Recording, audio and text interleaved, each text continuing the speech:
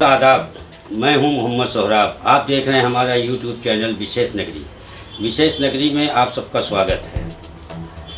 आज हम एक हमारे शहर के नामी गिरामी पत्रकार ज़हीर सिद्दीकी साहब के साथ कुछ मौजूदा राजनीति पर कुछ चर्चा करने के लिए उनको आमंत्रित किया है और उन्होंने भी अपना वक्त निकाल कर आज हमारे पास आए। हम ज़रा थोड़ा ज़हीर सिद्दीकी साहब का परिचय आपको दे दें कि ज़हीर सिद्दीकी साहब 1992 में मुंबई से निकलने वाला दैनिक अखबार हमारा महानगर, जिसके संपादक निखिल वागले साहब थे, उनकी एक टीम, मजबूत टीम थी और उनके साथ अनुराग चतुर्वेदी साहब भी थे और भी मरहूम साजिद रशीद साहब भी थे और उनके साथ इन्होंने काम किया है। अब इनकी राजनीति पकड़ रही है, राजनीतिक सब्जेक्ट पर इन्होंने काम ही किया। इनकी फील्ड भी राजनीतिक सब्जेक्ट पर ही रही है। इन्होंने स्ट्रेंजर के तौर पर वहाँ पर अपने करियर की शुरुआत की और एडिटर तक का सफ़र उन्होंने तय किया और इन्होंने मुझे भी काफ़ी प्रोत्साहित किया पत्रकारिता के लिए कि पत्रकारिता करने के लिए, जो कि मुझे कोई अनुभव नहीं था पत्रकारिता का, लेकिन इन्होंने हमको पत्रकारिता स्ट्रेंजर बनाया हमारा महानगर में और पत्रकारिता के लिए हमारा पूरा मार्गदर्शन किया। A to Z इन्होंने हमको बताया और हमने 6-7 साल हमारा महानगर में नौकरी करने के बाद फिर हमने महानगर छोड़ दिया और अपना अखबार हमने विशेष नगरी निकाल लिया। उस अखबार में भी इन्होंने हमारा मार्गदर्शन किया। सबसे पहले जब हमने अपना अखबार निकाला तो संपादक यही थे, लेकिन कुछ टेक्निकल अर्जनों के कारण फिर इनका नाम हटाना पड़ा संपादकी से, इसलिए कि वो वहाँ सर्विस कर रहे थे और आज भी ये हमारा मार्गदर्शन करते रहते हैं। और कोविड के बाद विशेष नगरी को भी किसी कारणवश बंद करना पड़ा। 3-4 साल के ब्रेक के बाद फिर हमने सोचा कि हमको कुछ करना ही चाहिए, अपनी बातें लोगों तक पहुंचाना चाहिए, अपने लोगों की बातें सरकार तक पहुंचाना चाहिए। तो हम बहुत दिनों से ये सोच रहे थे यूट्यूब चैनल चालू करने के लिए। तो यूट्यूब चैनल यही सोचते थे कभी कभी कि इतने सारे चैनल हैं, क्या कर सकते हैं क्या नहीं कर सकते। ये एक है ना, देश में कहावत है कि दुनिया में सबसे बड़ा रोग क्या कहेंगे लोग। तो ये सब चीज़ें मतलब फिर हमने ये तय कर लिया कि जब हौसला बना लिया ऊंची उड़ान का, फिर देखना फिजूल है कद आसमान का। तो आज हम अपना पहला इंटरव्यू, हमारे यूट्यूब चैनल का पहला इंटरव्यू हम ज़हीर सिद्दीकी साहब के साथ करने जा रहे हैं, जो हमारे उस्ताद हैं। तो आप लीजिए, हम उनसे बात करते हैं। ज़हीर सिद्दीकी साहब, मौजूदा राजनीति और बीती हुई राजनीति में क्या फ़र्क है? जब कांग्रेस की सरकार थी और आज ये भाजपा सरकार है, कांग्रेस सरकार में अनुसूचित जाति, जनजाति, आदिवासी, अल्पसंख्यक, इन लोगों की क्या स्थिति कांग्रेस के सरकार में थी और ये 9 साल से चल रही मोदी सरकार यानी भाजपा सरकार की राजनीति में आज वो उनका मुकाम कहाँ पे है? आप उनको कैसा देख रहे हैं? देखिए सौरभ भाई, पहले बहुत बहुत शुक्रिया आपने मुझे बुलाया अपने यूट्यूब चैनल पर। जहाँ तक सवाल है मौजूदा राजनीति और इसके पहले की राजनीति में बहुत फर्क आ गया है। पहले 70 साल की जो सरकारें चली है उसमें वाजपेयी साहब की भी सरकार चली है, चौधरी चरण सिंह भी रहे हैं प्राइम मिनिस्टर, चंद्रशेखर सिंह भी रहे हैं प्राइम मिनिस्टर, चंद्रशेखर जी, और आज 9 साल से मोदी जी की सरकार चल रही है। बहुत कुछ बदला है, पहले से बहुत कुछ बदला है राजनीति में। जहाँ तक आपने पूछा पहले क्या स्थिति थी, तमाम समुदायों की, अल्पसंख्यक की, पिछड़ी जातियों की, ओबीसी की और जनजाति, आदिवासी, और आज क्या स्थिति है।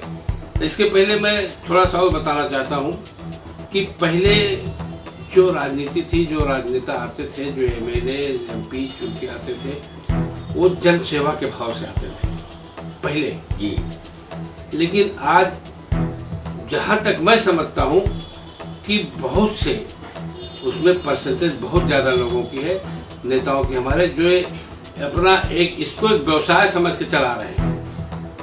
आज जन सेवा की भावना बहुत कम लोगों में देखी जा रही है और आजकल तो बिल्कुल ही नहीं है। पहले क्या था कि अब जैसे पंडित जवाहरलाल नेहरू के ज़माने की बात बताता हूँ मैं। ये आचार्य नरेंद्र देव का नाम सुना होगा, जिनके नाम पर फैजाबाद में यूनिवर्सिटी है। बहुत बड़े नेता थे वो, लेकिन अपोजिशन के नेता थे, हमेशा इलेक्शन लड़ते थे, हार जाते थे। मगर पंडित जवाहरलाल नेहरू उनको राज्यसभा में चुन के लाते थे। जब वो हार गए थे, जब हार जाते थे चुन के लाते थे। पंडित जी का मानना था कि जब तक अपोजिशन स्ट्रांग नहीं होगा तब तक राजनीति में मजा नहीं आएगा, और सत्ता पक्ष अगर बिल्कुल बेबाक हो जाएगी तो उसको कम से कम अंकुश लगाने वाला लोकतंत्र को जिंदा रखने के लिए उन्होंने अपोजिशन को भी जिंदा रखा। लेकिन आज वो बात नहीं है। आज अपोजिशन को खत्म करने की राजनीति चल रही है। महंगाई जो पहले थी, पहले भी महंगाइयाँ थी उसके हिसाब से, लेकिन यही महंगाई जो अभी 9 साल के पहले थी, आज कितना बढ़ गई है। पेट्रोल का दाम देख लीजिए, गैस सिलेंडर का दाम देख लीजिए, और तमाम चीज़ों का, खाने पीने की वस्तुएं हैं उनका दाम देख लीजिए, आसमान छू रही है। लेकिन उस वक्त यही भाजपा सरकार के लोग, स्मिता ईरानी सिलेंडर सर पे रख करके फिरा करती थी, जाती थी रोड पर, हाँ रोड जाम करती थी। बहरहाल आज लोगों की आमदनी उतना नहीं है जितनी महंगाई बढ़ गई। एक तो नोटबंदी ने तोड़ा लोगों को, वही आमदनी अठन्नी खर्चा रुपया वाली बात हो गई। कोविड में लोग बर्बाद हो गए, अच्छे खासे धंधे वाले लोग बर्बाद हो गए। तो लोग महंगाई की मार झेल नहीं पा रहे हैं, बिल्कुल नहीं झेल पा रहे हैं। खास तौर से मध्यम वर्ग से लेकर के निम्न वर्ग तक के लोगों में बड़ी परेशानी है। और दूसरा सबसे बड़ा फर्क क्या है राजनीति का, पहले के राजनेता जो थे वो बदले की भावना से राजनीति नहीं करते थे। आज बदले की भावना चल रही है। नहीं तो अभी पिछले मनमोहन सिंह के सरकार में बीजेपी की कई स्टेट में सरकार थी, लेकिन कभी उन्होंने बदला नहीं लिया। कभी संस्थाओं का डर नहीं दिखाया, किसी भी संस्था का डर नहीं दिखाया, न किसी भी संस्था का दुरुपयोग किया। आज जरा सा कोई खिलाफ है, उसके पीछे ईडी लगा दी गई, आईटी लगा दी गई, सीबीआई की इंक्वायरी बैठा दी गई और पकड़ के जेलों में ठूस दिया गया। कितने नेताओं को देखिए, महाराष्ट्र के कितने नेता डर के हमारे दल बदल किए, लेकिन कितने लोग गए जेल में। अभी नवाब मलिक साहब है, देखिए उनको जेल में घुसेड़ दिया। इनको संजय राउत को घुसेड़ दिया था, अनिल देशमुख को, मतलब बहुत लोगों को। और ये सिर्फ विपक्ष के साथ हुआ, सत्ता पक्ष के लोगों में भ्रष्टाचार के साथ हुआ, पत्रकारों के साथ भी हुआ। नहीं, सत्ता पक्ष के लोगों में भ्रष्टाचार नहीं है। बड़े बड़े भ्रष्टाचारी इनके बच गए, इन्होंने बचाया उनको, बीजेपी ने, कोई कार्रवाई नहीं। लेकिन ये बातें उस दौरान में कांग्रेस के दौर में नहीं थी। अरे भाजपा सरकार ने उसको बचा लिया जो दूसरी पार्टी में लेके भ्रष्टाचार किए और दिखा के अपने साथ भी मिला लिया। हाँ, मैं उसी बात कर रहा हूँ। वाजपेयी जी थे, बीजेपी के थे, लेकिन उनके अंदर भी इस तरह की राजनीति नहीं थी। आज तो अभी देखिए, अजीत पवार को गाली देते थे बीजेपी वाले, भ्रष्टाचारी हैं। अब अजीत पवार दूध के धुले हो गए। इस तरह से बहुत नेता जो बीजेपी में गए हैं, जो भ्रष्टाचारी थे, वो वहाँ जाकर के पाक साफ हो गए, गंगा नहा लिए जाकर के। तो ये फर्क है आज की राजनीति में और पहले की राजनीति में। आज बड़े बड़े लोग, मायावती जैसे लोग ईडी की दर से एकदम मुंह बंद करके बैठे हैं, चुपचाप, कुछ नहीं बोल रहे हैं किसी के खिलाफ। अब लोगों ने जो है थोड़ा सा हिम्मत जुटाई है, कुछ लोग विपक्ष एक हो रहा है, देखा आपने, सब लोगों ने देखा। हाँ, 26 पार्टियां एक हो गई, 26 बड़ी मजबूत पार्टियां, 26 मजबूत पार्टियां हो गई, सब जो है क्षेत्रीय बड़ी बड़ी पार्टियां सब मिलकर के एक हुई हैं। अभी देखिए राजनीति की क्या हालत होती है अभी। लेकिन आज के दौर में अब मैं कहना चाहता हूँ कि बीजेपी का ग्राफ धीरे धीरे गिरता हुआ नजर आ रहा है, तेजी से गिरता हुआ नजर आ रहा है। और अभी देखिए इनके दौर में कितनी बातें होंगी। मणिपुर लोग तमाशा देख रहे हैं, 3 महीना हो गया, 3 महीने से ज़्यादा हो गया, हमारे प्रधानमंत्री ने मुंह नहीं खोला बोलने का। मजबूर होकर के विपक्ष को अविश्वास प्रस्ताव लाना पड़ा।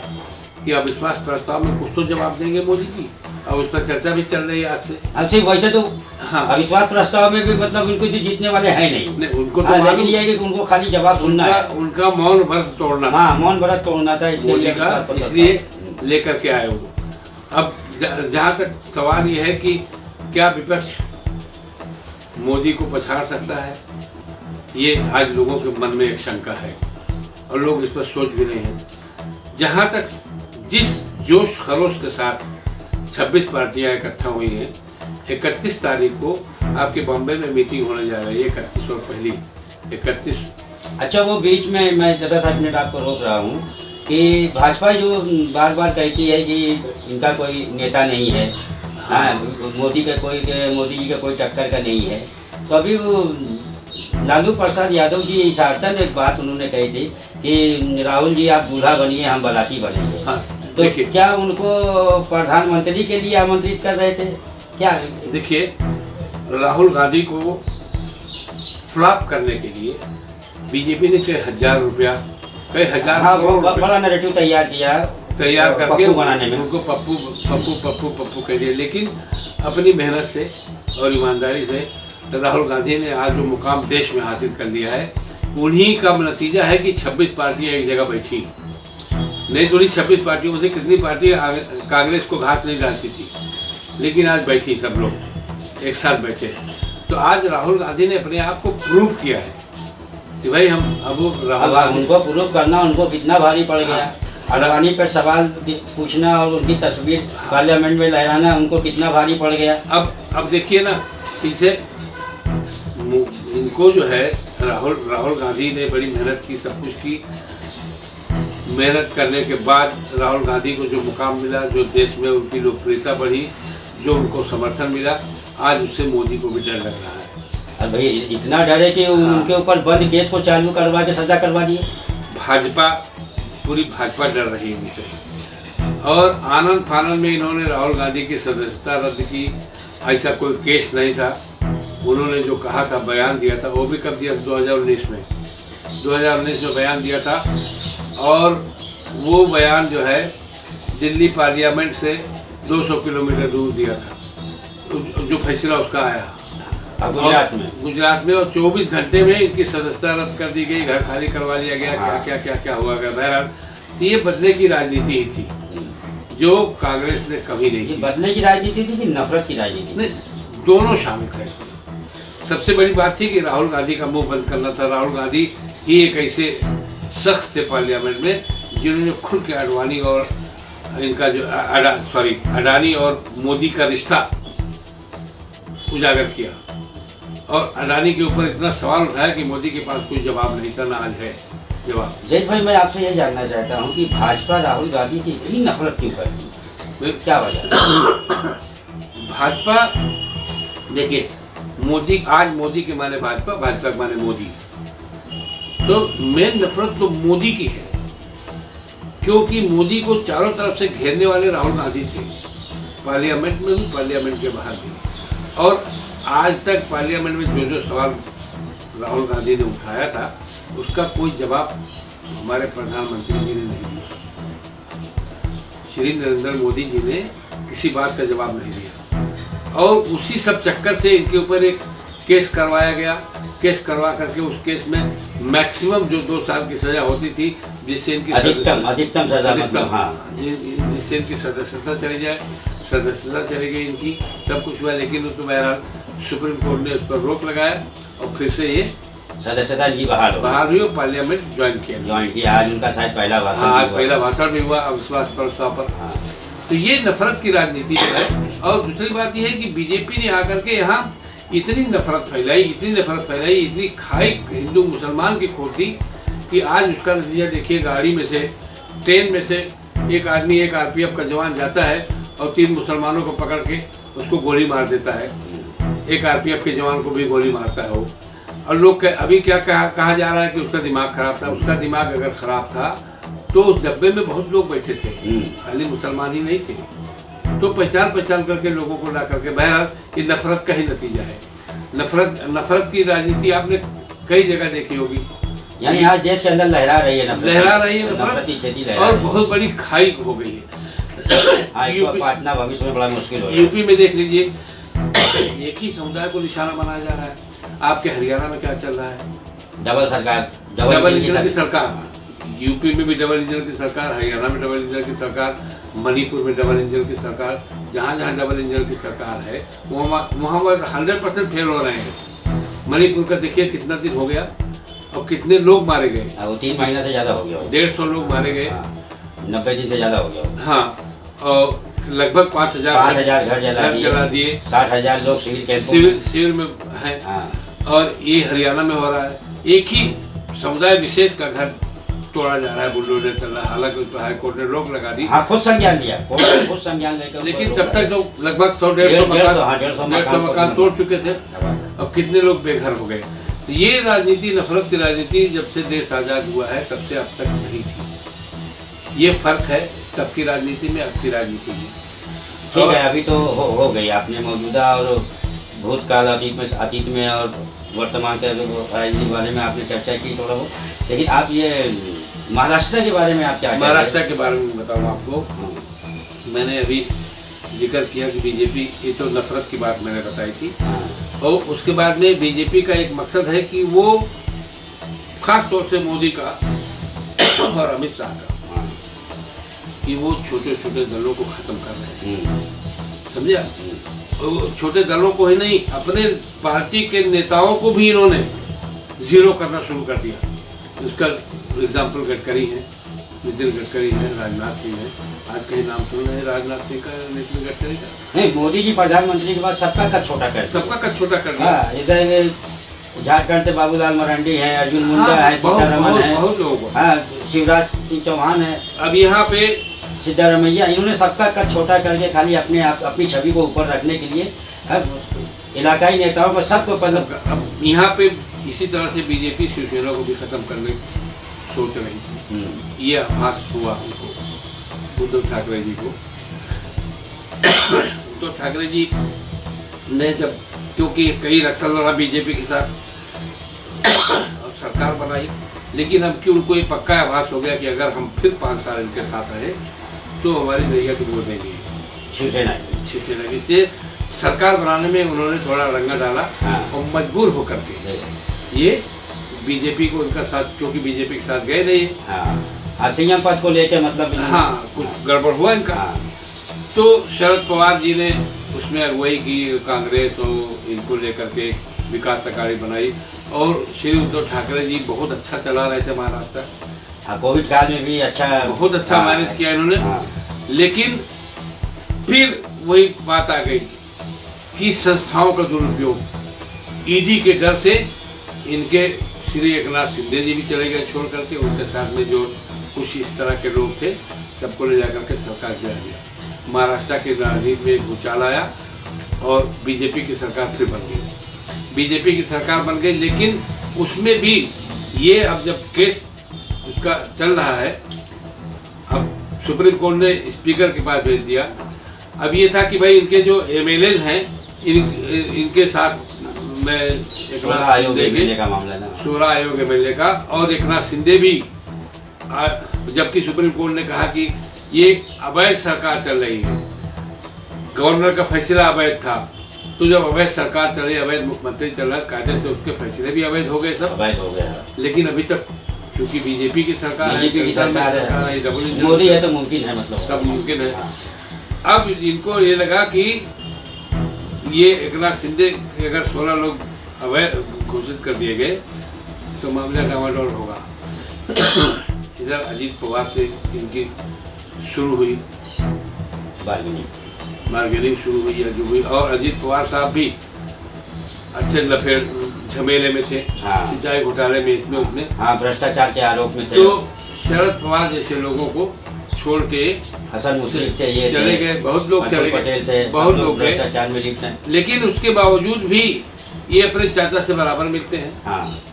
और अपने एमएलए को भी ले जाकर के मिलाया, सबने पैर छुआ चाचा का। कुछ लोगों का मानना है कि शरद पवार भाई बहुत बड़े चाणक्य हैं, हो सकता है कोई खेल कर रहे हों। लेकिन अब तो ऊपर वाला ही जाने खेल कर रहे हैं क्या कर रहे हैं। अब आने वाला वक्त बताएगा कि खेल कर रहे हैं क्या कर रहे हैं।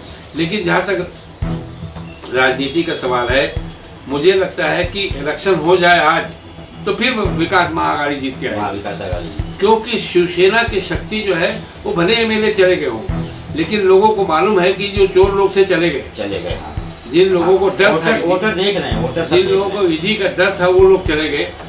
पब्लिक की सिंपैथी, आवाम की सहानुभूति आज भी उद्धव ठाकरे के साथ है, समझे आप? अच्छा जहीर भाई, ये जब अजीत दादा पवार पार्टी छोड़ के जब गए तो उसमें अपने एमएलए के साथ में उनमें जितेंद्र रायवाट का भी नाम था उनकी लिस्ट में, और बाद में जितेंद्र रायवाट ने आके मतलब उसको सफाई भी दी कि हमें मैंने भी सुना ऐसा कि लिस्ट में नाम था। हाँ, अब ये हो सकता है कि अजीत पवार ने नहीं तो जितेंद्र रायवाट क्यों सफाई दे दिए? अगर वो अजीत दादा पवार के साथ में जाते तो क्या मुमरा से मुसलमानों का वोट कर जाता था? वही मैं बताने जा रहा हूँ। एक बात हो सकती है कि अजीत पवार को ये कंफर्म रहा हो कि अवार्ड हमारे साथ आएंगे, उन्होंने दिया हो, या हो सकता है कि उनकी कोई बात हुई हो, है ना? लेकिन ये तो तय था कि अगर वो बीजेपी के साथ जाते तो उनके जो उनका सबसे बड़ा बेस है, मुमरा के मुस्लिम वोटर्स जो हैं, जो सबसे बड़ा बेस है उनका मुमरा, उससे वोट करते 100% करते। तो हो सकता है कि इसलिए सफाई दी हो उन्होंने। हाँ। अब वो जाने बात क्या है। और बगैर पूछे लोगों में चर्चा इसी बात की, बगैर पूछे अजीत पवार ने उनका नाम कैसे दे दिया? हाँ। इस पर तो अजीत पवार को सवाल है ना, केस भी कर सकते हैं। हाँ। कि भाई मुझे बदनाम करने की कोशिश क्यों की गई? हाँ। लेकिन अब भाई दोनों नेता हैं, बड़े नेता हैं, अब ये लोग जाने एक ही पार्टी के हैं, एक ही पार्टी के हैं। क्या हो सकता है कि कल शिंदे अगर चले गए तो ये भी साथ छोड़ करके चाचा के पास फिर चले आए?